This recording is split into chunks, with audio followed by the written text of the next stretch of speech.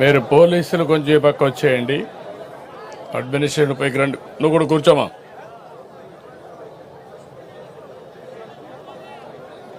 మీరు కూడా ఈ పక్క వచ్చేయండి, వాళ్ళకు కూడా కనపడండి.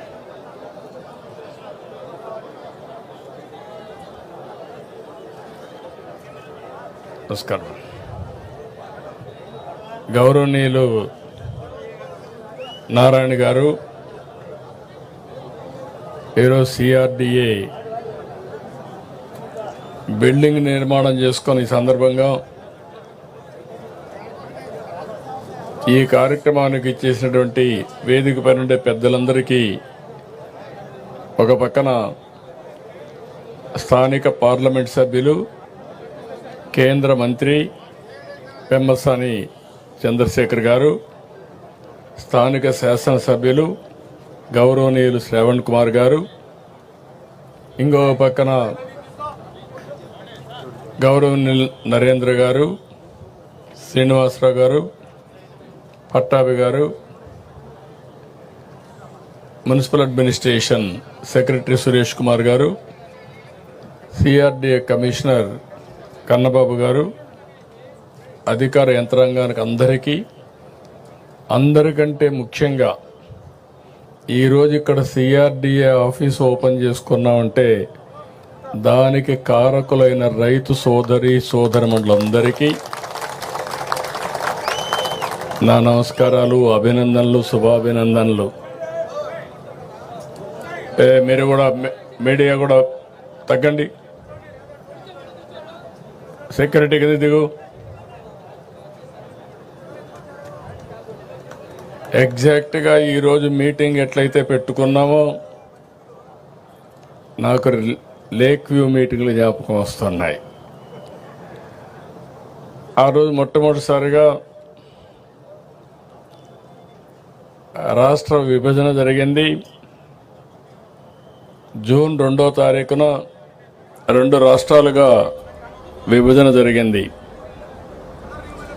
ఆంధ్రప్రదేశ్ రాష్ట్రానికి రాజధాని లేదు. ఆ రోజు చట్టంలో పెట్టింది కూడా రాజధాని ఎక్కడ పెట్టాలనో నిర్ణయించడానికి ఒక కమిటీ వేస్తామని ఒక కమిటీ వేశారు. అక్కడి నుంచి శివరాం మైక్ కరెక్ట్గా చూడు. అక్కడి నుంచి మనం కూడా స్టార్ట్ చేసాము ఎట్లా కట్టుకోవాలని.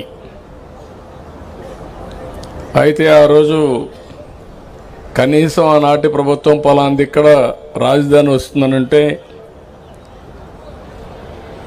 ఎట్లా కట్టాలని ఆలోచించేవాళ్ళం. రాజధాని ఎక్కడ వస్తుందో చెప్పకుండా ఒక కమిటీ వేసి, రెండోది దానికి కావాల్సిన జాగా కూడా లేదు మనకు. మీరు గుర్తుపెట్టుకోవాలి. అలాంటి సమయంలో మన ఆలోచన విధానం ఏం చేయాలని ఆలోచించినప్పుడు ఎవరిని అడిగినా కూడా చాలా సింపుల్గా 25 పార్లమెంట్లు ఉన్నాయి. ఒక పక్క 12, ఇంకొక పక్క 12, 13వ పార్లమెంట్ ఈ గుంటూరు. రాజధాని ఎక్కడ రావాలంటే ఇక్కడే రావాలని చెప్పాల్సింది పోయి దీనికి లేనిపోని పంచాయతీ పెట్టారు. అక్కడి నుంచి ప్రారంభమైంది. ఆ సమయంలో నాకైతే అసెంబ్లీలో కూడా ఎక్కడ రాజధాని పెట్టాలంటే లేనిపోని సమస్యలు క్రియేట్ చేసి ఎవరెవరు మా ఊరికే కావాలనే పరిస్థితికి వచ్చారు. నేను ఒకటే ఆలోచించాను, ప్రతి ఒక్క ఊరికి ఇచ్చేది కాదు, ఇది రాష్ట్ర భవిష్యత్తుకు ఉపయోగపడే రాజధానిగా ఉండాలి. అందుకే నా నిర్ణయం ఆ రోజు దీనికి సరైన ప్లేస్ వచ్చి విజయవాడ గుంటూరు మధ్యలో అని చెప్పి నిర్ణయం చేశాం మొట్టమొదటిసారిగా.